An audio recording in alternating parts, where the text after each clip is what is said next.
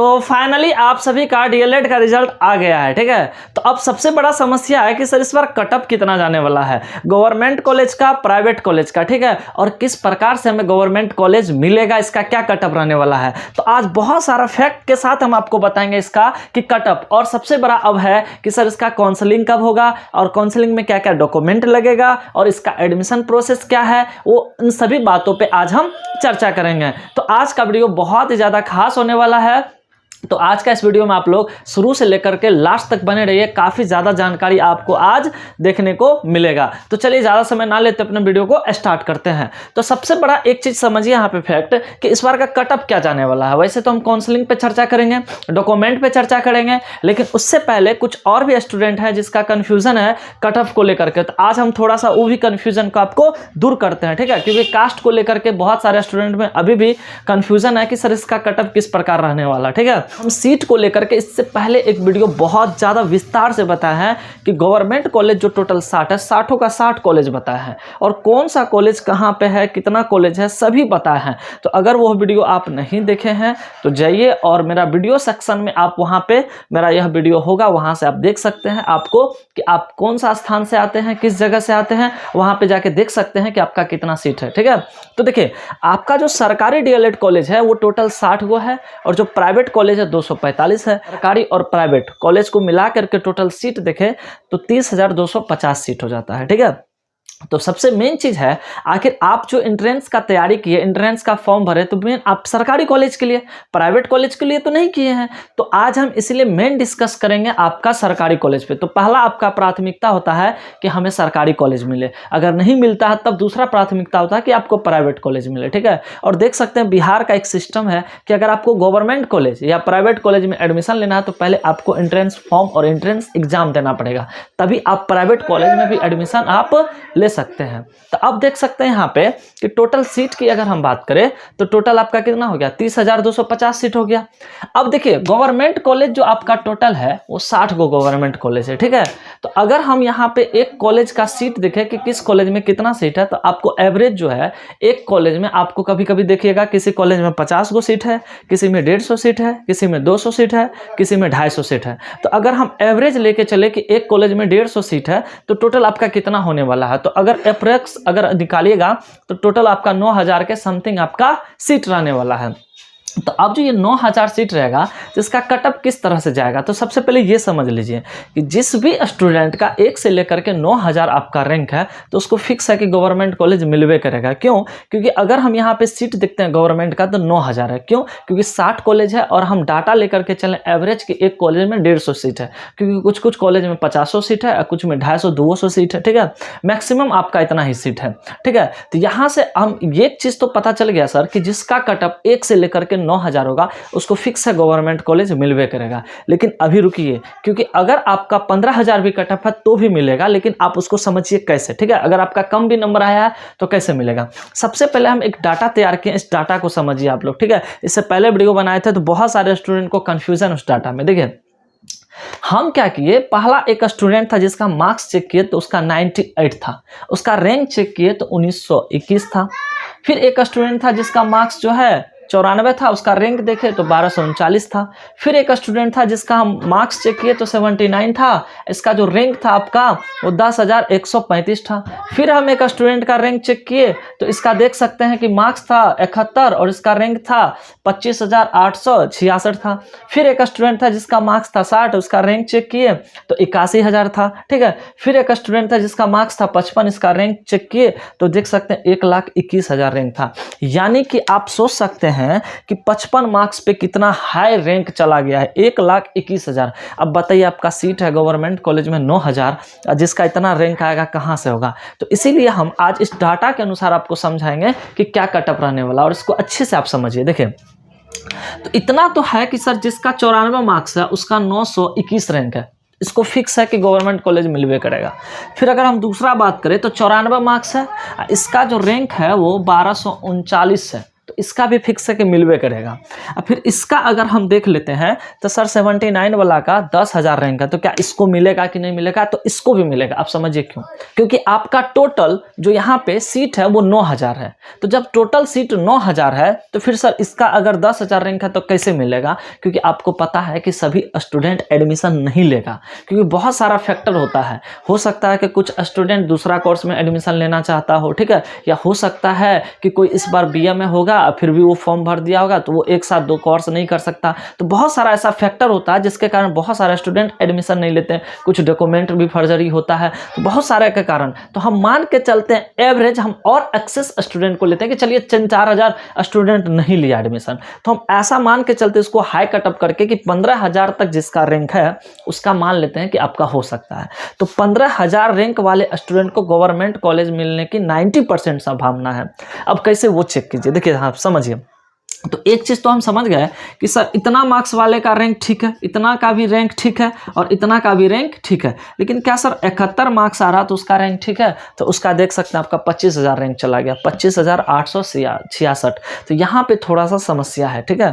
तो अब इसी के अनुसार आप देख सकते हैं जिसका 60 मार्क्स है बताइए 81,000 रैंक चला गया है, और आपको चाहिए गवर्नमेंट कॉलेज, तो यहाँ पे देख सकते हैं कि 9,000 सीट आपका। इस बार हाई कटअप जाने का रीज़न है सबसे ज़्यादा फॉर्म इस बार गिरा। हर एक बार 1 लाख 1.5 लाख फॉर्म गिरता था डीएलएड का, और इस बार 5-6 लाख फॉर्म गिरेगा है। तो उसका रीज़न यही है कि बिहार में जो इससे पहले बम्पर टीचर का बहाली दिया और किस तरह से बहुत कम समय में टीचर का सिलेक्शन भी हो गया और टीचर देखिए जॉब भी करा, उसका कई बार वेतन भी मिला है।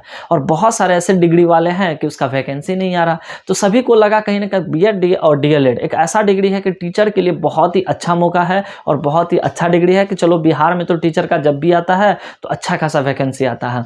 और फिर विधानसभा चुनाव है, फिर टीचर का बहाली आएगा। और आप सभी को पता है कि नीतीश सरकार जो है अभी फिलहाल में ही एक विज्ञापन यानी कि पेपर कटिंग में दिया हुआ गया था कि अच्छा खासा सीट खाली है, 4 लाख प्लस जो है अभी रिक्तियां खाली है, और यह इस पे वैकेंसी यानी कि निकालने का काम कर रही है सरकार। बहुत सारे विभाग ऐसे हैं जहां से ब्यौरा लिया गया है कि कहां पे कितना पद खाली है। टोटल अगर बात करें तो अभी 4 लाख प्लस पद आपका खाली है। तो सरकार बहुत एक्शन में है कि इस पद को जल्दी से भरा जाए। अगर रियल में ऐसा धरातल पे हो जाती है तब तो अच्छा खासा इस पर रोजगार मिलने वाला है, और सबसे ज़्यादा फिर टीचरें में बहाली आएगा। इसीलिए और टीचर बनने के लिए आपको तो बीएड और डीएलएड होना चाहिए। इसी कारण से ज़्यादा स्टूडेंट इस बार बीएड और डीएलएड पे भाग रहा है, ठीक है।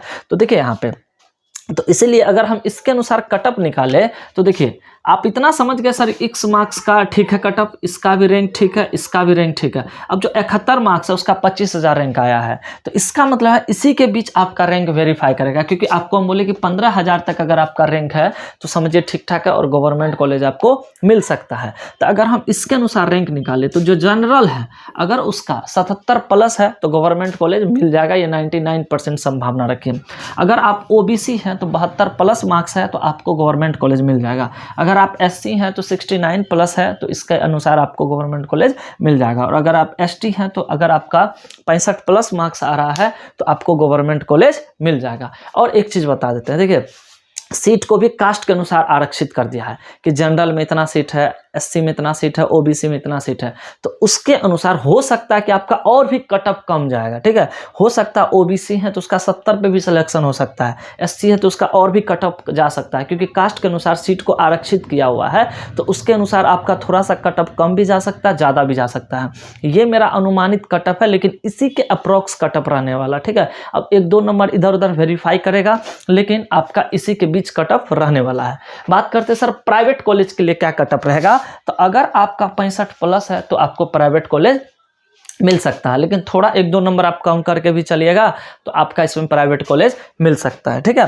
तो ये रहा आपका कटअप, हम पूरा फैक्ट के साथ बताएं। देख सकते हैं सभी स्टूडेंट का मार्क्स चेक किए भाई कि कितना मार्क्स पे कितना रैंक आ रहा है, तो देख सकते हैं मार्क्स के अनुसार किस तरह से रैंक भरे। सोच सकते हैं ना 60, देखिए यहाँ से 55 रैंक पे कितना कटअप है, 1,21,000। तो 55 वाले को बताइए कभी भी मिलेगा, ठीक है। इतना सीट भी नहीं है। अगर टोटल हम सीट की बात करें तो 30,000 कहाँ से 1 लाख वाले को, तो इसको प्राइवेट कॉलेज भी नहीं मिल रहा है, ठीक है।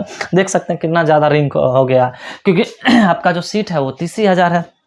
ठीक है। हाँ, लेकिन एक चीज़ और, बहुत सारे स्टूडेंट के मन में कन्फ्यूज़न होगा कि सर पासिंग मार्क्स तो हमको 35 था और जनरल के लिए और अदर कास्ट के लिए 30 था, तो इतना मार्क्स तो हमको आ गया है, तो क्या हमको मिल जाएगा, पास कर जाएंगे?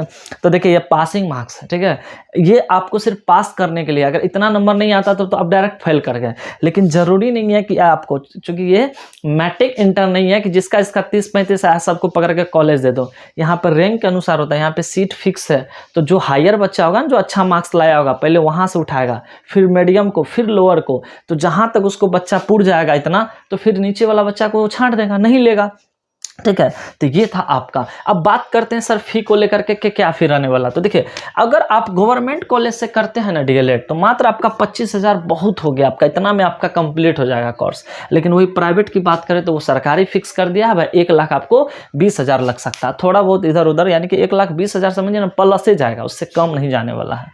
तो इसीलिए गवर्नमेंट कॉलेज इसलिए सब लेना चाहता है क्योंकि यहाँ पे बहुत कम पैसा में आपका गवर्नमेंट कॉलेज से आपका क्लियर हो जाएगा। अब वही प्राइवेट में आपको ज़्यादा पैसा लगेगा।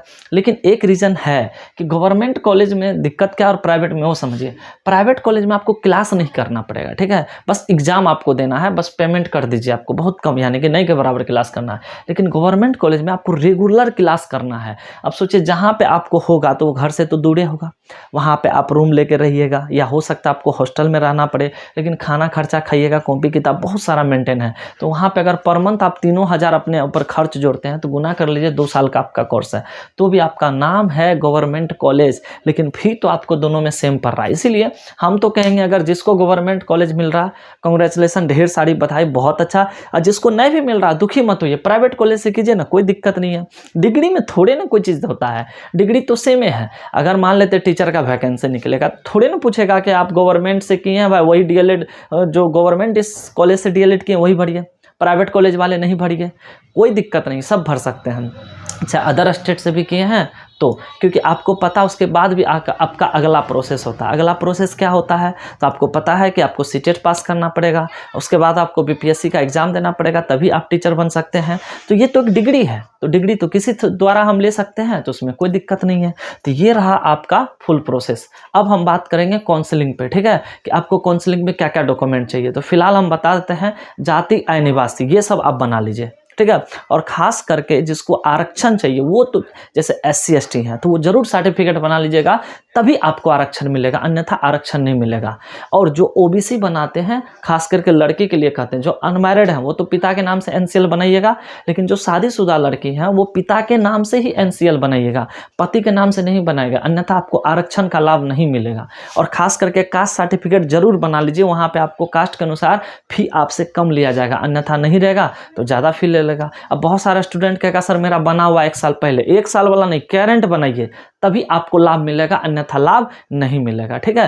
तो ये था संपूर्ण जानकारी, ठीक है। और हम अगर एक वीडियो और हम पहले बना चुके हैं डॉक्यूमेंट पे कि क्या क्या डॉक्यूमेंट चाहिए, तो वो वीडियो पहले जाके देख सकते हैं, मेरा वीडियो सेक्शन में मिल जाएगा आपको, ठीक है। अगर नहीं मिलेगा तो कमेंट कीजिएगा, तो हम डॉक्यूमेंट पे क्या क्या डॉक्यूमेंट लगेगा उस पर हम एक स्पेशल वीडियो बना देंगे, ठीक है, आप लोग टेंशन नहीं लीजिए।